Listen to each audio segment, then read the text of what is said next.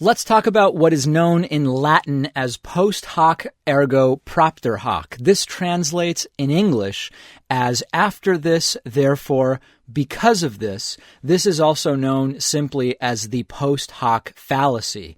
Let's say this. I live on a farm and I have a rooster. Every morning, right before sunrise, the rooster crows.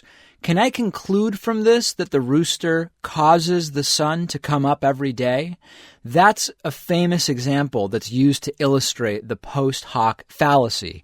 We have a post hoc fallacy when an argument assumes that just because one event occurred after another, that there must be a causal link between these two events. Just because event B followed event A, then event B must have been caused by event A. So to break down the fallacy, the premise is A occurred before B.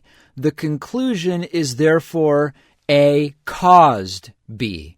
If there's an implicit premise that assumes when A occurs before B, then A causes B because and only because A occurs before B, then we have a post hoc fallacy. The argument is invalid, and this is what's known as a causal fallacy or a questionable cause fallacy, because a cause is being misidentified.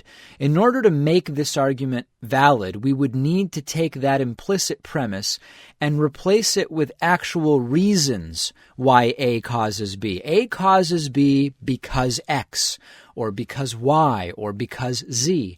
Then it might be safe to say that A causes B. Obviously, a given event can be the cause of another event that closely follows, but not merely because it occurred first.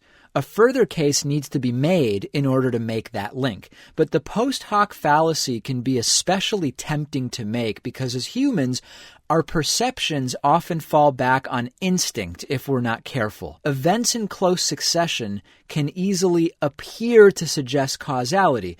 Just take all of the parents who believe that vaccines caused their child's autism, essentially only because the autism symptoms appeared after the child was vaccinated. The human mind is always looking to connect dots when it comes to sequences and causality.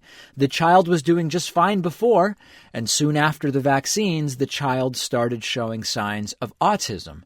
Someone arguing a post hoc fallacy is often failing to entertain the possibility of a coincidence or that the second event or circumstance may have caused the first event, or that there are other unknown factors relating to the two events. This mini-series is made possible in part by Brilliant. If you want to become an even better critical thinker, you should check out this online learning service. Brilliant is a site where you can learn about logic, fallacies, multi-level thinking, and countless other topics related to philosophy, mathematics, and science. What sets Brilliant apart is that you're actually learning by working hands-on with real-life problems. One of their principles is effective learning is active, and this makes a lot of sense. There's a ton you can learn from passive activities, reading books, watching online videos, but you're never really taking your understanding to the next level and applying what you're learning until you're able to work with real-world scenarios, and that's what Brilliant allows you to do.